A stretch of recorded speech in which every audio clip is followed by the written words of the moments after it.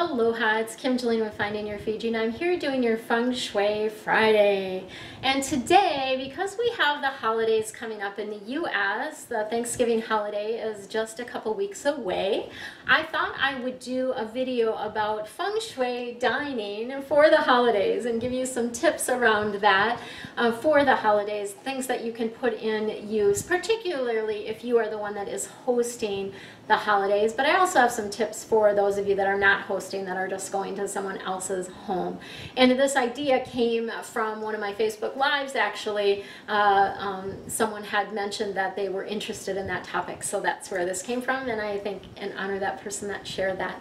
So Feng Shui dining for the holidays. First of all, I want to just share with you about the dining room table, or the table that you're going to use. We in Feng Shui prefer for the table to be round or oval.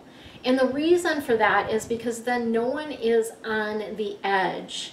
It facilitates the roundness, or the ovalness of the table facilitates better communication and connection. So if you're ever going to buy a new table for the dining room or for your kitchen, look for one that is oval or round. That's going to bring things, more communication or better communication. So what do you do if you have a square or rectangle table? So one of the things that you can do to soften the edges of a square or rectangle table is to place a tablecloth on it. And this is something that we often do at the holidays anyway, but it's just a really great thing to have a tablecloth on a table like that, because it will soften the edges. So again, people don't feel like they're on edge. Speaking of tablecloths, what type of tablecloth is good for the holidays? So for me, when I was thinking about this aspect of things, I was thinking about how, you know, we are bringing in nourishment when we are eating at the table. And so I really like the idea of the tablecloth being like a calm or a soothing color. Not something super bright, probably not like a red or a bright green or something like that. Not a real busy pattern, like a calm, soothing. You know, of course, white, off-white is also fine, but even just like a calm sage green or a blue or something like that would be good. Less pattern is going to be more calming for as you're ingesting that food, right? So the next thing that I want to share with you is about where you should sit, all right? So if you are the one hosting the Thanksgiving dinner, you will want to sit where you can be in command of the space. So the command position, you may have heard me talk about this in other videos. It's when you are sitting facing the door, so you can see either the door to the room or facing in the direction of the opening, because sometimes we have a dining room that doesn't necessarily have a door, it just has an opening. So you want to be facing that and in the farthest spot. So the farthest spot from the door, facing the door, would be the command position. And that is something that you want to stake out or claim for yourself, all right? And here is a little tip for you. If you have someone that is coming to your dinner, your home, whether this is a family member or someone else, that tends to be difficult, you can actually counteract that difficulty by placing them in a non-command position at the table. So that would mean their back would be to the entrance or to the door and closest to the door.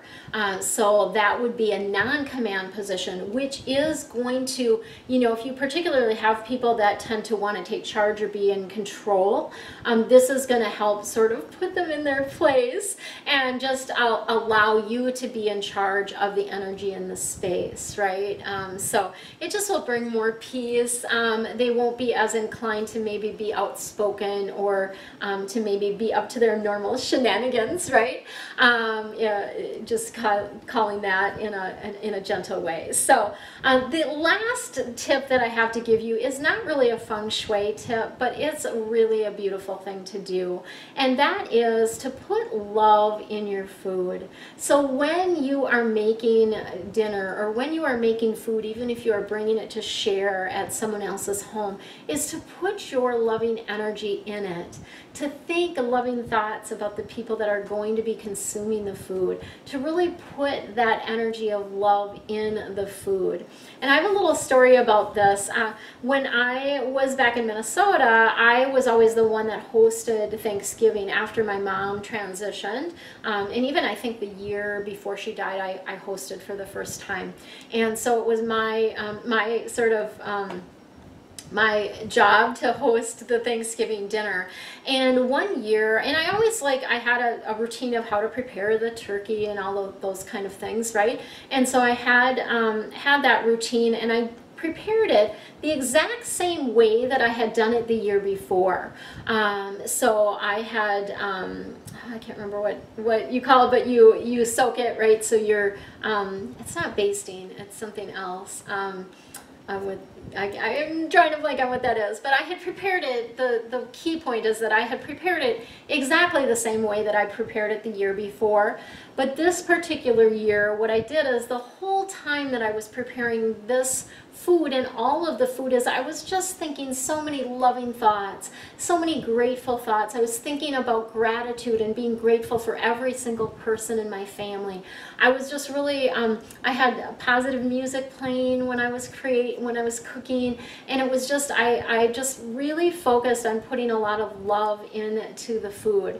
And it was the most interesting thing because my family was like, wow, what did you do this year? What did you do different? Because it tastes so good. They literally said that. Like, it tastes so good. What did you do different?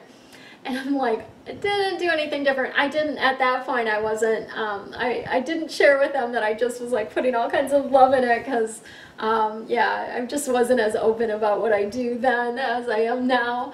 And, but it just was a testament to the fact that love changes everything, and putting love into your food can really make it taste better and can be more nourishing for your body and the body of those that are going to be consuming it. So those are my Feng Shui tips for dining for the holidays.